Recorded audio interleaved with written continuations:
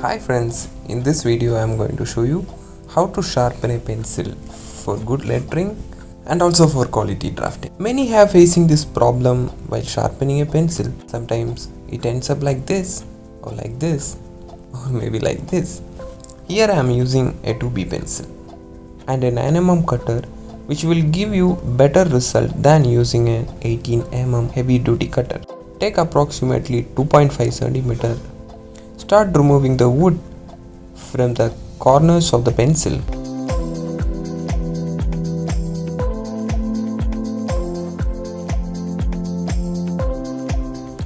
Do it slowly as possible because each pencil wood strength may vary.